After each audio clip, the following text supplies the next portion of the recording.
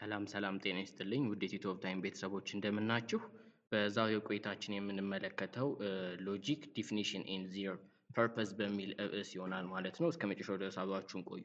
እንግዲህ ቪዲዮውን ስትጀምሩት ላይክ፣ ሼር እንዲሁም ሰብስክራይብ በማድረግ አባል እንድትሆኑ እየጋበዝኳችሁ ከዚህ በተጨማሪ ደግሞ በዋይፋይ እየተመለከታችሁ ወይም ቀጥታ እየተመለከታችሁት ከሆነ ቪዲዮውን ቪፒኤን ብታበሩ ብዬ አሳስባለሁኝ ማለት ነው። ቀጥታ ወደ ክላሱ እንሂድ። እንግዲህ ሎጂክ ላይ ስለ ላንጉጅ ስትማሩ ስለ ቋንቋ አንድ ነገር አለ አይደለ? ቋንቋ ከመጣ በኋላ ዲፊኒሽን ወይም የምንለው ወይም ትርጉም የአንድ ነገር ትርጉም መስጠት በብዛት ይታይበታል። ስለዚህ ዲፊኒሽን ኤንድ ዜር ፐርፐስ ስንል ዲፊኒሽን እና ጥቅሞች ውስጥ ምንድን ናቸው፣ ዓላማው ምንድን ነው የሚለውን ሀሳብ ነው በደንብ ዲስከስ የምናደርግበት ማለት ነው።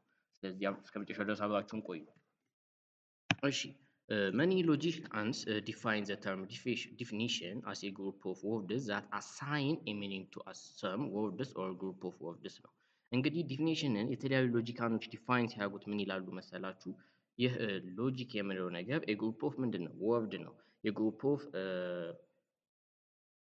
ህብብ ነው። የቃላቶች ስብስብ ነው አይደለ? ለምሳሌ አሁን ታይገር የሚለውን ቃል ዲፋይን አድርጉ ከተባላችሁ ታይገር ኢዝ ምናምን እያላችሁ ነው ልትቀጥሉ የምትችሉት። ስለዚህ የግሩፕ ኦፍ ወርድ ይሆናል ማለት ነው። አሳይን ታዲያ ያደረገው ምንድን ነው ስትሉ ኤ ሚኒንግ ቱ ሰም ወርድስ ነው። የግሩፕ ኦፍ ወርድ ሊሆን ይችላል ወይም ደግሞ ለሆነ ወርድ ምን መስጠት፣ ትርጉም መስጠት የምንችልበት ነው። ስለዚህ ዲፊኒሽን ስንል ሁለት አይነት ሀሳቦች በመሰረቱ ይነሳሉ ወይም ሁለት ክፍሎች ይኖሩታል። እነሱ ምን መሰላችሁ? ዲፊኒደም ኤንድ ዲፊኒስ የምንላቸው ማለት ነው። ዲፊኒደም የምንለው በአጭሩ ለምሳሌ እዚሁ ምሳሌ ላይ ተመልክተን መጨረስ እንችላለን። ዲፊንደንት ሚንስ ላኪንግ ኮንፊደንስ ኢን ዋን ሰልፍ ይለናል። ዲፊንደንት ምን ማለት ነው አላችሁ? ላኪንግ ኮንፊደንስ ነው። በቃ ይሄኛው የሆነ ቃል ዲፊንደንት ምን ማለት እንደሆነ ዲፋይን አደረገልን። ስለዚህ ዲፊንደም የምንለው ኤ ወርድ ነው ወይም ኤ ግሩፕ ኦፍ ወርድ ሊሆን ይችላል። ብቻ ግን ኢትስ ሰፖዝ ቱ ቢ ኤ ዲፋይንድ ነው። ዲፋይንድ የሚደረገው ቃል ነው። ስለዚህ እዚህ ጋር ከተመለከትነው ኤግዛምፕል ዲፊን ደግሞ ምንድን ነው ከተባላችሁ እዚህ ጋር ያለው ዲፊንደንት የሚለው ቃል ይሆናል ማለት ነው። በተመሳሳይ ደግሞ እንግዲህ ዲፊኒስ ታዲያ ምንድን ነው ከተባለ ደግሞ ዘ ወርድ ኦር ኤ ግሩፕ ኦፍ ወርድ ነው that does the defining or gives a meaning to the ዲፊንደም ነው። ለዲፊንደማችን ወይም ዲፊንደንት እዚህ ጋር ላስቀመጥነው ቃል ትርጉም ሚንስ ብለን የቀጠልናቸው ሀሳቦች እንዳለ ምን ይባላሉ? ዲፊናይዝ ተብለው ይጠራሉ። ስለዚህ በዚህኛው አረፍተ ነገር ውስጥ ዲፊኒደሙን እና ዲፊኒሱን አውጠው ከተባላችሁ ዲፊንደም ምን ይሆናል? ዲፊንደንት ሲሆን ዲፊኒስ የምንለው ደግሞ ላኪንግ ኮንፊደንስ ኦፍ ዋን ሰልፍ የሚለው ሀሳብ ይሆናል ማለት ነው። ስለዚህ ይሄኛውን ይመስላል። ነገር ግን ለቃላቶች ትርጉም መስጠት ምንድን ነው ዓላማው? ፐርፐዙን እየተመለከትን እናያለን ብለን አይደለ?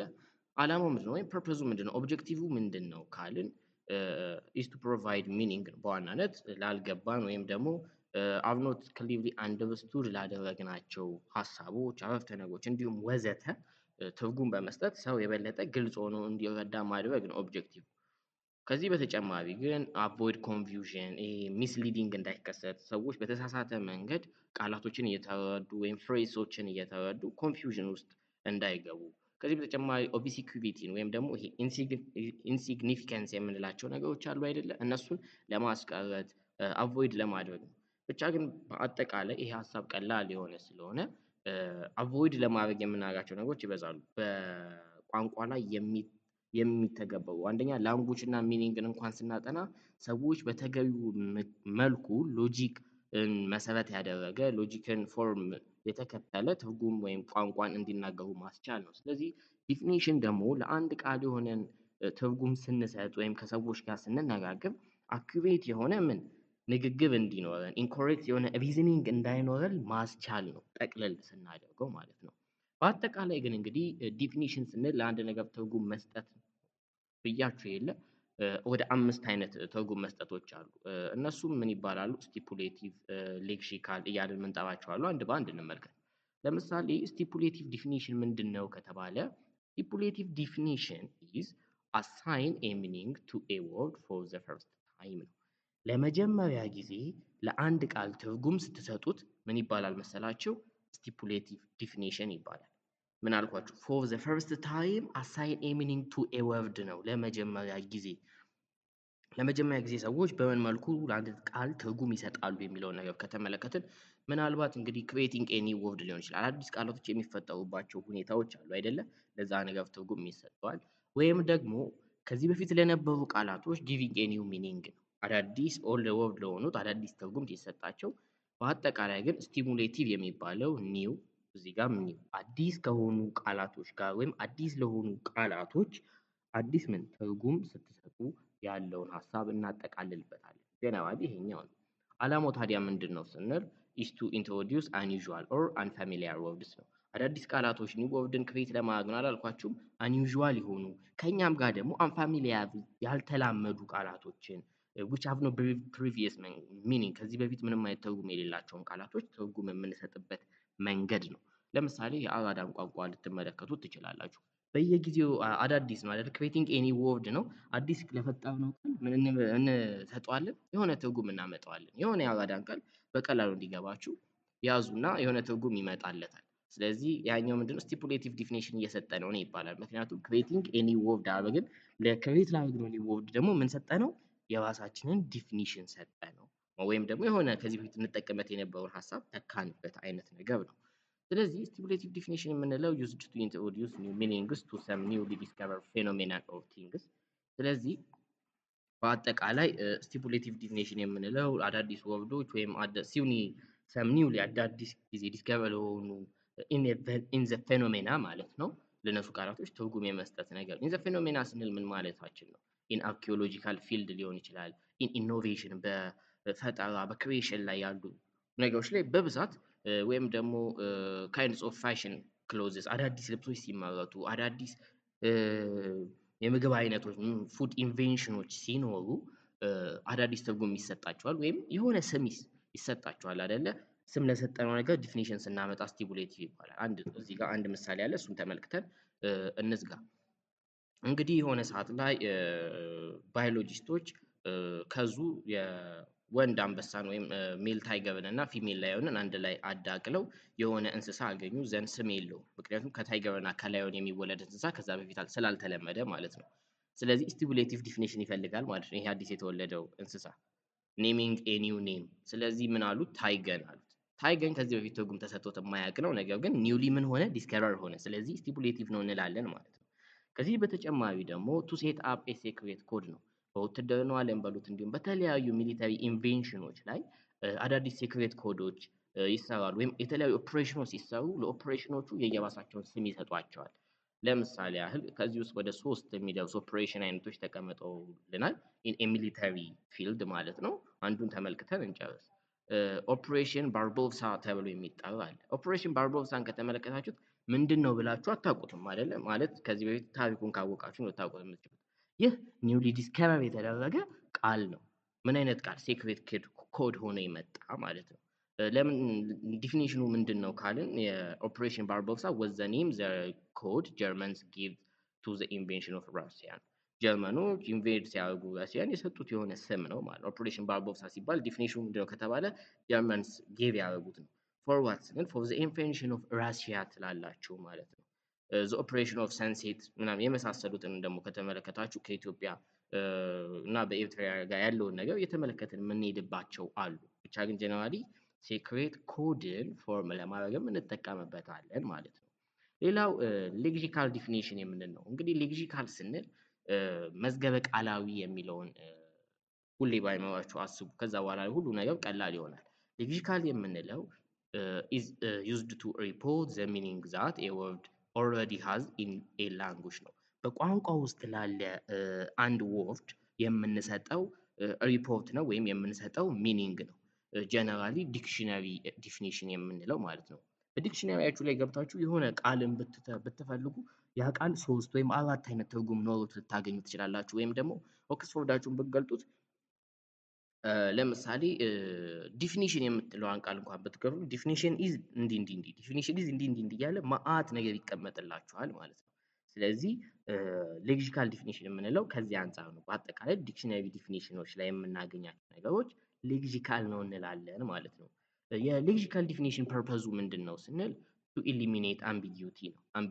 አምቢጊዩቲ ማለት ሚክስ አፕ ማለት ነው አይደለ? ሚክስ አፕ ማለት የቃላት መደበላለቅ አንዱ ከአንዱ ጋር ሲደበላለቅብን አይነት ነገር ነው። ስለዚህ አምቢጊየስን ወይም አምቢጊዩቲን እንዴት ያጠፋል ካላችሁ በቀላሉ እዚህ ጋር እንደ ምሳሌ ተመልክተን እናጠቃለው ሀሳባችንን። ሰም ኦፍ ዲስ አር ሳብጀክትድ ቱ አምቢጊየስ ዩዜጅ ነው። አንዳንድ ቃላቶች እንግዲህ ሁለትና ከዛ በላይ ትርጉም ሲኖራቸው ሚክስ አፕ ይሆኑብንና አምቢጊየስ ወይም አምቢጊዩቲ ይከሰታል። ለምሳሌ ባንክ የሚለውን ቃል ተመልከቱ። ባንክን ከተመለከታችሁ ኢን ጂኦግራፊ ፊልድ ላይ የምታጠኑት ባንክ እና ኢን ኢንስቲቱሽናል ፊልድ የምታውቁት ባንክ ትርጉማቸው ይለያያል። አንዳንድ ጊዜ ዘ ኤጅ ኦፍ ዘ ሪቨር ተብሎ ይተረጎማል። አንዳንድ ጊዜ ፋይናንሻል ኢንስቲትዩት ተብሎ ይተረጎማል አይደለ? ስለዚህ ይሄንን ባለማወቅ ወይም ሰው ጋር በምትግባቡ ሰዓት ዲፊኒሽኑን ካላወቃችሁ ምን ይከሰታል? አምቢጊዩቲ ይከሰታል። ይሄንን የምታጠሩት ኦን ዘ ዲክሽነሪ ላይ ትሄዱና ዲክሽነሪ ዲፊኒሽንን ትፈልጋላችሁ። ዲክሽነሪ ላይ ትክክለኛው አኩሬት የሆነ ሚኒንጉ ስለሚቀመጥላችሁ ሚክስ አፑን ታጠሩታላችሁ ማለት ነው። ምክንያቱም ባንክ ሁለት ትርጉም እንዳለው አወቃችሁ ማለት ነው። ይሄኛውን አምቢጊዩቲ የምንለው ነገር ግን አምቢጊዩቲውን ኢሊሚኔት ያድርግ እንጂ የአንድን ቃል ቫጊዩቲ ሊቀንስ አይችልም። ቫጊዩ ምን ማለት ነው? ቫጊዩ ማለት ድብዝዝ ማለት ወይም ብለር የምንለው አይነት ሀሳብ አይደለም። if it is so imprecise and unclear that it is impossible to tell about the applicability of the word ነው። ቫጊዩቲ ማለት እሱኛው ነው። ወይም ዲግሪው ልታውቁት አትችሉም፣ ብለሪቲ አለው። ይህንንም በቀላሉ እንግዲህ በምሳሌ ጠቅለል ለማድረግ ላቭ ኦር ሪች ፑር ምናምን የሚሉ ሃፒነስ፣ ለምሳሌ ስለ ሃፒነስ እናንሳ። ደስታ ምን ያህል ነው ብትባሉ መጠኑን አታውቁትም አይደል? ዲግሪ ኦፍ ፐርሰፕሽን የምንለው ነገር ማለት ነው የለውም። በጣም ከፍተኛ ደስታ ነው፣ በጣም ዝቅተኛ ደስታ ነው። ቫጊዩቲ ማለት ያኛው ነው። ላቭንም ተመልከቱት፣ ሪችንም ተመልከቱት። ሪችን ከተመለከታችሁት ሀብት የሚለው ነገር አንጻራዊ የሚሆንበት እድል አለ። ሀብት ከቦታ ቦታ ይለያያል። በአንድ አካባቢ ላይ ወይም እናንተ አካባቢ ላይ ሀብታም የሆነ ሰው ከሱ በላይ የሆኑ ሰዎች ጋር ሲሄድ ዝቅ ያለ ደረጃ ላይ ነው የሚገኘው እና ሪች ይባላል እዛ ሌቭል ላይ ሲደርስ ጥያቄ። ስለዚህ ምን አለው ማለት ነው ይሄ ሀሳብ ኢምፒሪሺየል አንክሊር የሆነ ወይም ይሄ ቫጊዩቲ የምንለው ነገር አለው፣ ብለር ይሆናል። እንደዚህ አይነት ሀሳቦችን ዲክሽነሪ ዲፊኒሽን ሊመልስልን አይችልም። ነገር ግን በዋናነት ምንን ይመልስልናል? ሚክስ አፓችንን ወይም የቃላት መደበላለቅ ሁለትና ከዛ በላይ ያሉ ትርጉሞች ሲኖሩ ይመልስልናል ማለት ነው። በአጭሩ ሌክሲሻል ዲፊኒሽን የምንለው ይሄኛው ነው። ሌላው ፕሪሳይሲንግ ዲፊኒሽን ነው። ፕሪሳይስ ራሱ ትርጉሙን አስባችሁ መረዳት ትችላላችሁ። ፕሪሳይስ ማለት ግልጽ ማድረግ ከዛ ጋር የተያዘ ሀሳብ አይደል ያለው። ስለዚህ ፕሪሳይሲንግ ዲፊኒሽን የምንለው ፕሮቫይድ ኤ ሞር ፕሪሳይስ ኦር ስፔሲፊክ ኤግዛክት ሚኒንጎችን ቱ ኤ ተርም መስጠት ነው። በጣም ግልጽ የሆኑ ሀሳቦችን ስታስቀምጡ። ቅድም ላይ ምን ብለናል? ሪች የሚለው ሀሳብ ቫጊዩቲ ያጠቃዋል። ምክንያቱም ዲግሪውን አንገልጽም ወይም ኤግዛክት የሆነው ሪስትሪክቲንግ ሚኒንግ አናረግም፣ ስፔሲፊክ ሚኒንግ አናስቀምጥም ብለናል። ኢምፕሪሳይሲንግ ዲፊኒሽን ላይ ግን ስንመጣ ኢሌክትሪካል ወይም ኢንዲክሽነሪ ዲፊኒሽን ላይ ያስቀመጥነውን ሀሳብ ግልጽ እናደርገዋለን ወይም ቫጊዩነሱን ወይም ቫጊዩቲውን ሪዲዩስ እናደርገዋለን። ለምሳሌ ይሄኛው ነገር ፕሪሳይስ እንዴት ሊሆን ይችላል ካላችሁ አንድ ሰው ባለበት ፊልድ ሆኖ ሊተረጉመው ስለሚችል ነው። እዚህ ጋር የተቀመጠላችሁ ምሳሌ ፑር ወይም ይሄ ድህነት ወይም ደሃ የሚለውን ሀሳብ ከቦታ ቦታ ልናነጻጽረው እንችላለን።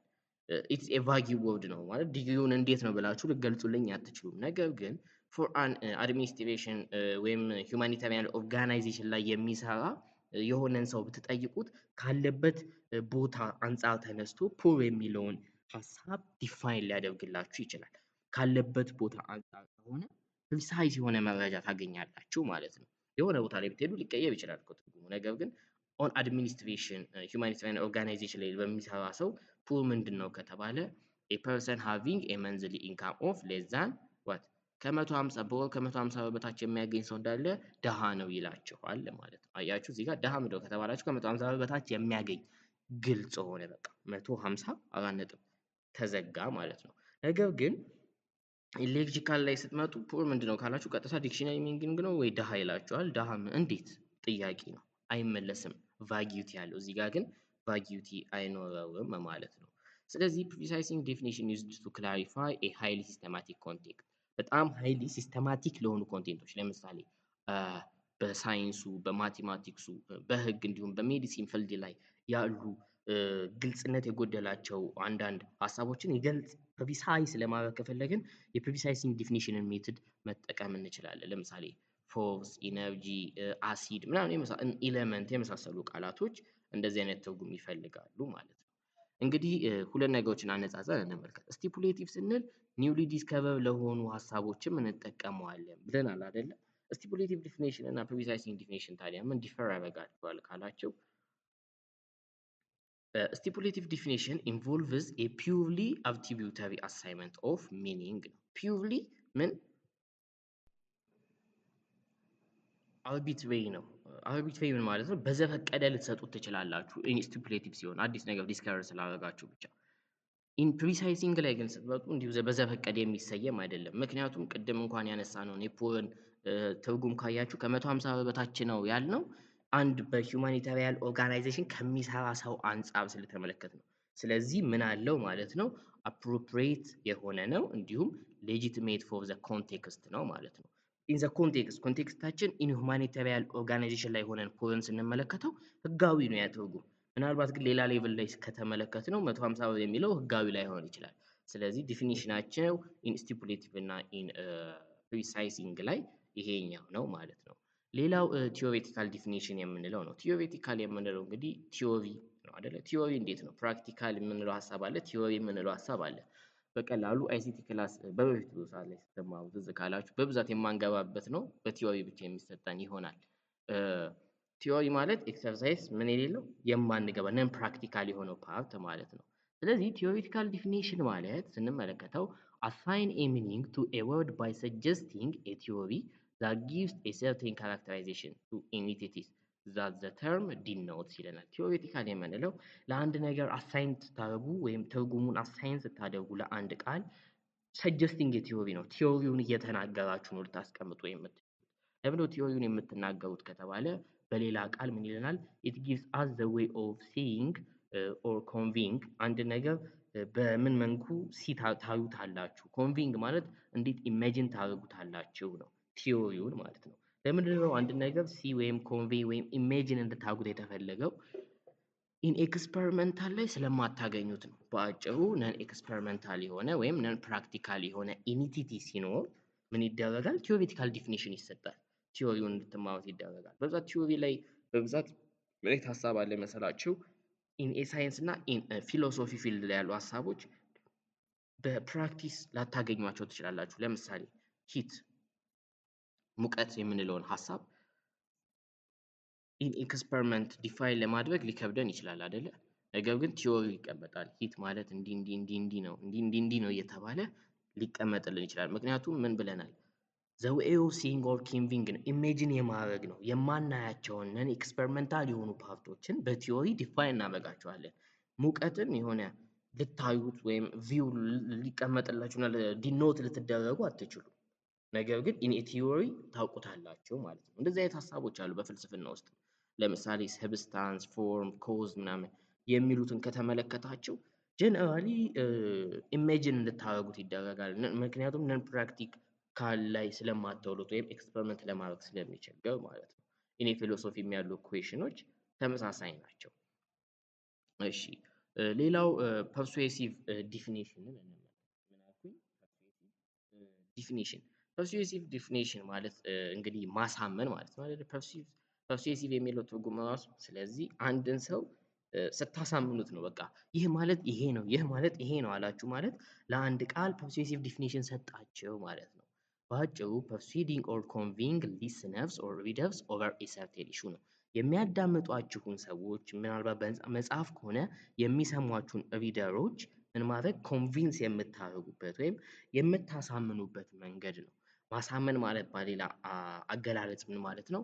ኢንፍሉዌንሲንግ ዘ አቲቲዩድ ነው። አመለካከታቸው ላይ ተጽዕኖ መፍጠር እንዲሁም ቼንጅ ማድረግ ስትችሉ የማንን የሌሎችን ሰዎች ካላችሁበት ቦታ ሆናችሁ የሌሎችን ሰዎች ሀሳብ ተጽዕኖ ፈጥራችሁ ይሄ ማለት እኮ እንዲህ ነው እንዲሉ ካደረጋችኋቸው ወይም ሀሳባቸውን ቼንጅ ካስደረጋችኋቸው ምን እያደረጋችኋችሁ ነው ይባላል? ፐርሱዌሲቭ ላይ ናችሁ።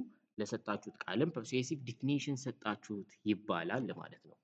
ስለዚህ በብዛት ሰውን ስታሳምኑ ሎጂካል ትሆናላችሁ ማለት አይደለም። ምክንያቱም the method employed to develop persuasive definition is use emotionally charged or value laden words ነው። እናንተን እንዲያምኗችሁ ቫልዩ ላድን በቃ ዋጋ ያላቸው ቃላቶችን ትጠቀማላችሁ። ከዚህም በተጨማሪ ደግሞ ዩዝ ኢሞሽናሊ ቻርጅድ ነው። ስሜታዊነት ይኖረዋል እንደዚህ አይነት ሀሳቦች ሲኖሩ። አንድ ሰው አላምን ካላችሁ እንዴት ነው ክርክር ራሱ ሲኖር ለመሸነፍ ትንሽ ያዝ ያደርገናል አይደለ? ያኔ በቻልነውና ባለን አቅም እንደምንም ብለን ኮንቪንስ ለማድረግ እንሞክራለን ሰው። ስለዚህ ኢሞሽናሊ ቻርጅድ እንሆናለን ማለት ነው ከኮንጀንት በበለጠ። And a verb is for the purpose inciting, striving or arousing the emotion of audience to make them to accept the definition. ሰዎች እንዲቀበሏችሁ ኢሞሽናሊ ቻርጅድ ይሆናሉ እንደዚህ አይነት ሀሳቦች። ስለዚህ this definition main exaggerate of diminish the definition።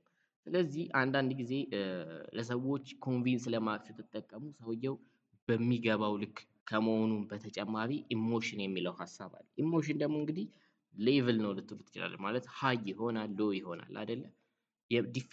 ዲፊንደም ማለት ከዚህ ቅድም ብያችኋለሁ የሚተረጎመው ቃል ላይ ምን ልትጨምሩበት ትችላላችሁ? እንደ ተቀባዩ በጣም ኤግዛግሬት ታደርጉት ትችላላችሁ። የቃሉን ትርጉም በጣም አጉልታችሁ ይሄ እኮ እንዲህ ነው፣ ይሄ እኮ እንዲህ ነው በጣም ታጎሉታላችሁ። ከሚገባው ትርጉም በላይ ትሰጡታላችሁ። አንዳንድ ጊዜ ደግሞ በጣም ዲሚኒሽ ታደርጉታላችሁ፣ አወርዳችሁ ማለት ነው። ለምን? ኢን ኦርደር ቱ ፐርሱዌሲቭ ዘ ፐርሰን ነው የሆነ ሰው ለማሳመን ፈልጋችሁ።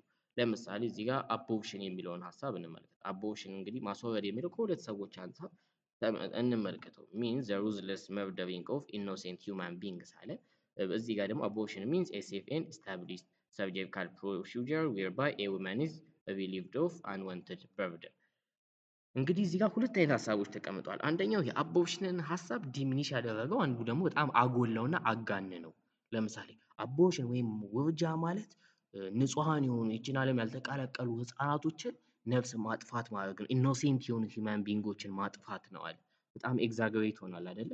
ንጹሃኖችን ምናምን ኢኖሴንት ምናምን የሚሉ ቃላቶች ሩዝለስ መርደሪንግ ምናምን የሚለው ቃል ምንም ኢሞሽን አለው ግን ኤግዛገሬሽኑን ያሳየናል። በተጨማሪ ደግሞ አቦርሽን የሚለውን ከታች ሲመጣ በጣም ሴፍ የሆነ ነው፣ በጣም ሰርጂካል ፕሮሲጀር ነው፣ በጣም በደንብ የሚሰራ ሴቶች አንዋንትድ የሆኑ ጫና እንዳይኖርባቸው ያልተፈለገ ጫና ውስጥ እንዳይገቡ ምናምን በቀላሉ ሊሰራ የሚችል ነው፣ ሴፍ የሆነ መንገድ ነው አለ እና ምን አደረገው? ሌቭሉን በጣም ዲሚኒሽ አደረገው ማለት ነው። ለምን? የሆነን ሰው ለማሳመን። ለዛ ነው ኢሞሽናሊ ቻርጅድ ናቸው የተባለው።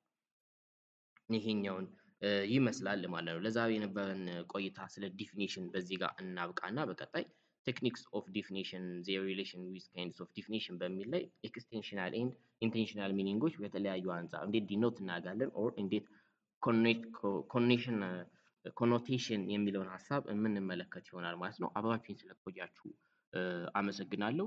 ስትወጡ ሰብስክራይብ ማድረጋችሁ እንዳትረሱ፣ ላይክ እንዲሁም ለሌሎች ተማሪዎች ደግሞ ተደራሽ እንዲሆን አድርጉ። አባላችንን አሁን ወደ 5000 አልፈናል። በዚህኛው በአጭር ቀናት ውስጥ 10000 ቁጥር ለማድረስ ሰብስክራይብ ማድረጋችሁ እንዳትረሱ እላለሁኝ። ቻው ቻው።